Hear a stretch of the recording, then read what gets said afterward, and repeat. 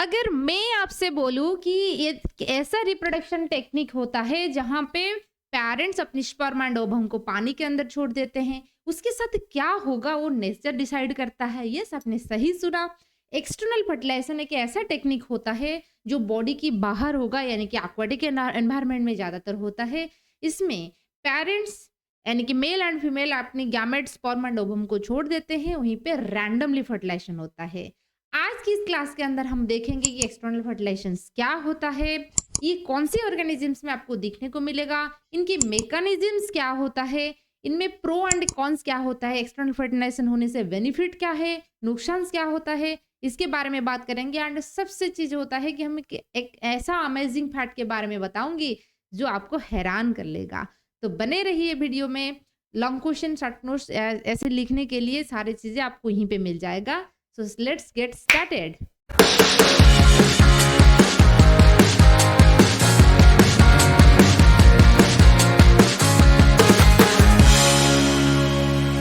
सो fertilization में हमने देखा कि स्पर्म एंड ओवम फ्यूजन होना प्रोसेस को हम फर्टिलाइजेशन कहते हैं।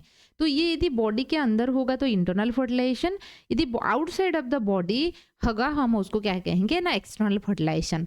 External fertilization male gamete release होगा एनवायरमेंट को, फीमेल गैमेट भी एनवायरमेंट को रिलीज होगा। मान लीजिए स्पर्म रिलीज हुआ, ओवम रिलीज हुआ, तो उसके बाद क्या होगा ना, गैमेट जो होता है फ्यूजन होता है। कहाँ फ्यूजन होगा? Inside the water. वाटर ज़्यादातर जो एक्सटर्नल फर्टिलाइजेशन होता है वाटर में होता है। क्यों? क्योंकि मान लीजिए लैंड में होगा तो वो ड्राई हो जाने की चांसेस रहता है। ड्राई और वाटर एक मीडियम होता है जहाँ पे ये क्या करेगा, मूव करेगा स्पर्म एंड ओवम, ठीक है ना। तो इसलिए वाटर में होता है। जमीन में वो कैसे जाएंगे? ऐसे तो कोई सिलिया वगैरह नहीं है कि है ना ओवम के पास वो मूव करेगा, ठीक है। अच्छा, तो उसके बाद कुछ फैक्टर होता है जैसे कि टेम्परेचर क्या है, पानी की पीएच क्या होता है, सैलिनिटी क्या होता है, उसके ऊपर डिपेंड भी करता है। उसके बारे में हम डिस्कस करेंगे। एंड उसके बाद एक बार फ्यूजन हो गया तो जाइगोट डेवलपमेंट होगा एंड वही एक्वाटिक ऑर्गेनिजम्स वहीं पे मिल जाएंगे। तो external fertilization is a mode of reproduction in which fusion of male and female gamete occur outside of the female body, usually in the aquatic environment, ठीक है। The process is common in many aquatic organisms। तो जैसे कि amphibia हो गया, fishes हो गए, ठीक है ना, कुछ आर्थ्रोपोड होते हैं, काइनोडर्म्स होते हैं, ये इसमें आपको देखने को मिलेगा।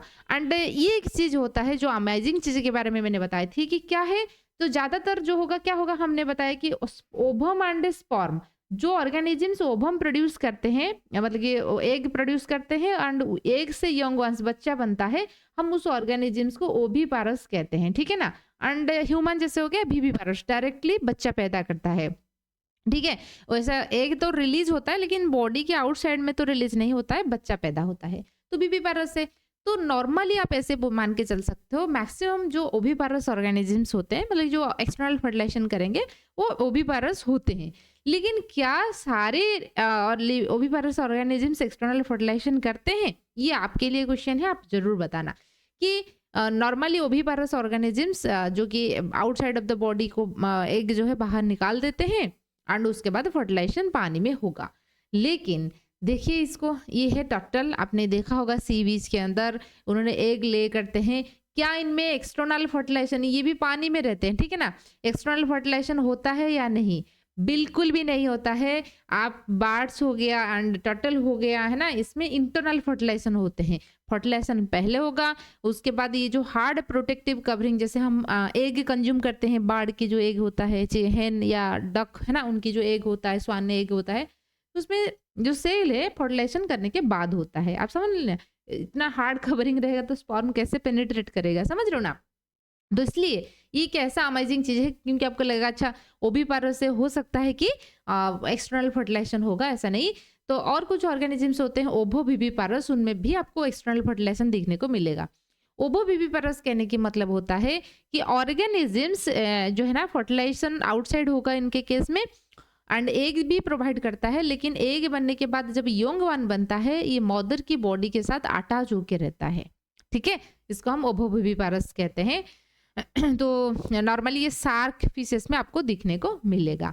अब हम थोड़ा बात करेंगे क्या क्या कैरेक्टरिस्टिक्स होना चाहिए एक्सटर्नल फर्टिलाइजेशन के लिए। तो एक तो होता है कि बॉडी के आउटसाइड होगा, एक्सटर्नल मीडियम में होना चाहिए, जैसे कि वाटर हो गया, वाटर जो होता है बेस्ट मीडियम होता है, ठीक है।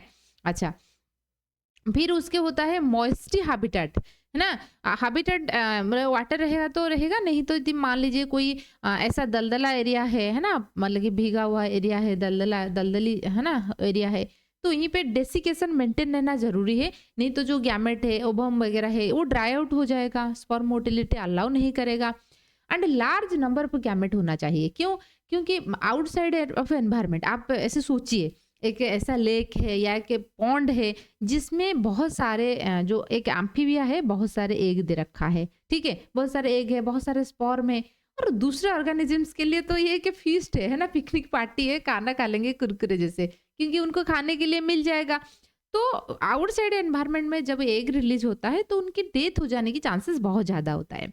एंड ऑर्गेनिज्म अपनी जो फिटनेस है, मतलब हर एक ऑर्गेनिज्म चाहता है कि अपने जीन जो है नेक्स्ट जनरेशन को चले जाएं। क्यों?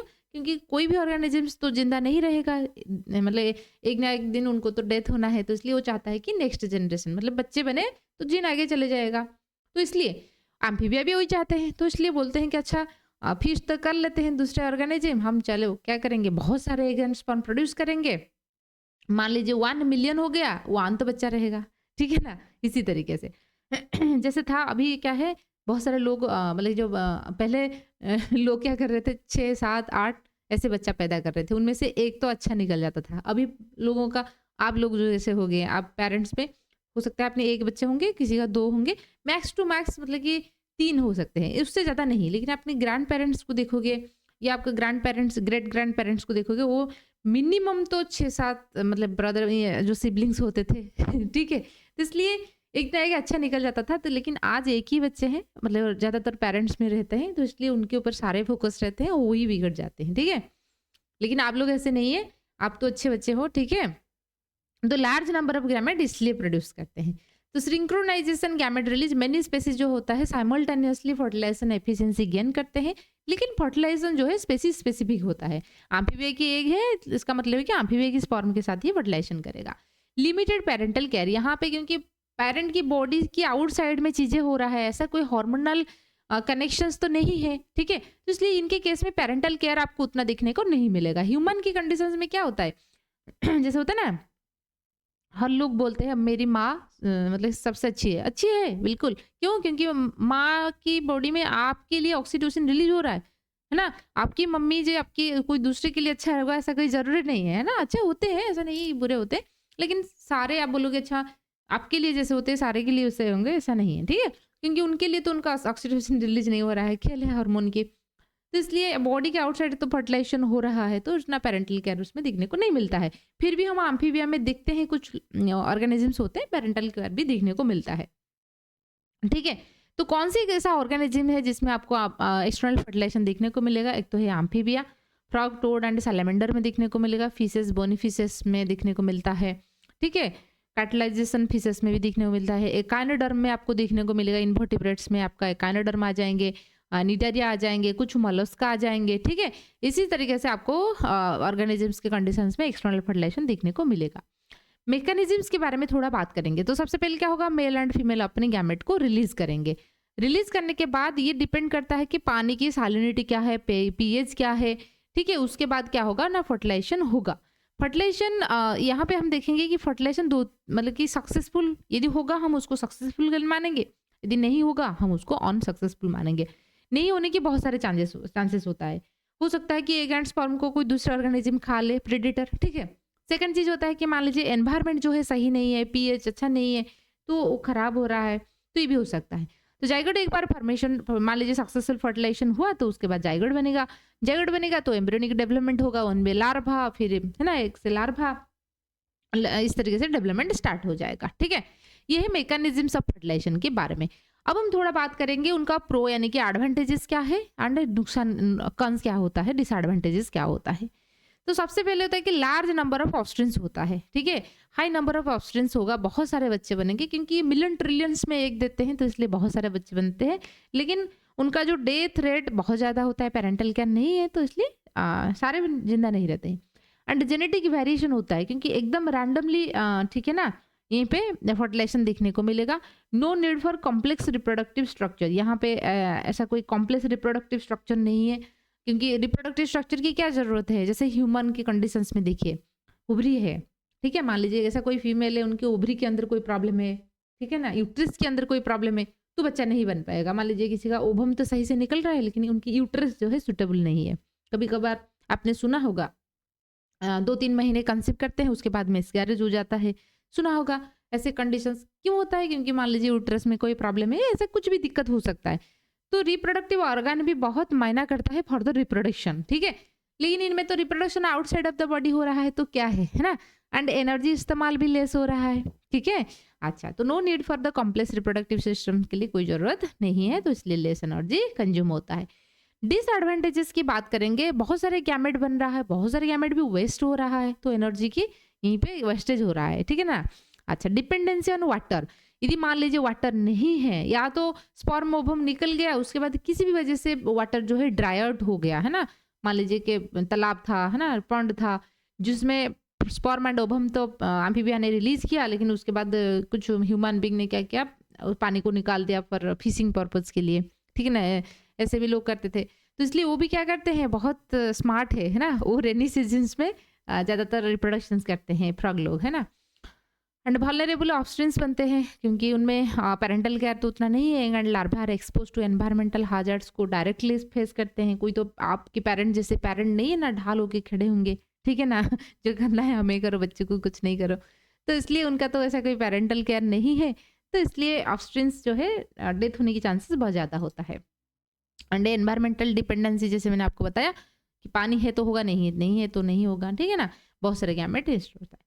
तो हम थोड़ा देख लेंगे कि एक्सटर्नल फर्टिलाइजेशन जो है वो कितना बेहतरीन है या नहीं है आज compare to internal fertilization. External fertilization क्या होगा ना, डिफरेंसेस मान लीजिए आपको ऐसे भी पूछा जा सकता है डिफरेंसेस करके छोटे नोट्स में। एक्सटर्नल फर्टिलाइजेशन आउटसाइड बॉडी में होगा, यानी कि वाटर में होता है, एंड इंटरनल फर्टिलाइजेशन का मतलब कि बॉडी के अंदर ही होगा, ठीक है? पेरेंटल केयर एक्सटर्नल फर्टिलाइजेशन में उतना ज़्यादा देखने को नहीं मिलता है, जिसमें भी होता है लो लेवल में होता है, लेकिन इंटरनल फर्टिलाइजेशन ह्यूमन जैसे हो गया, उनमें तो है ना बहुत अच्छा खासा पेरेंटल जनरेशन देखने को, मतलब कि जो पेरेंटल केयर देखने को मिलता है। और ज़्यादातर इंडिया में तो 40 साल तक पेरेंटल केयर मिल जाएगा, है ना? जब तक पेरेंट जिंदा है तब तक पेरेंटल केयर मिल रहा है, ठीक है? नंबर ऑफ ऑस्ट्रिंग्स यहाँ पे बहुत ज़्यादा बनते हैं, क्योंकि उनका एनर्जी तो इस्तेमाल नहीं करना पड़ता है, और एक बार तो एग रिलीज कर लो, हो गया, स्पर्म रिलीज कर लो, हो गया। एंड सर्वाइवल रेट यहीं पे लो है, क्योंकि पेरेंटल केयर नहीं है, एंड गैमेट प्रोडक्शन यहीं पे हाँ हाई है, इसमें लो है, ठीक है? अच्छा, ये है आपका जो एक्सटर्नल फर्टिलाइजेशन के बारे में आप कैसे लिख सकते हो। सो आई होप आपको चीज़ें क्लियर होगा। फिर भी कोई डाउट है आप वो पूछ लेना, ठीक है? और कोई चीज़ें और कोई टॉपिक आपको चाहिए कमेंट में ज़रूर बताना। सो आज के लिए इतना ही है, थैंक यू।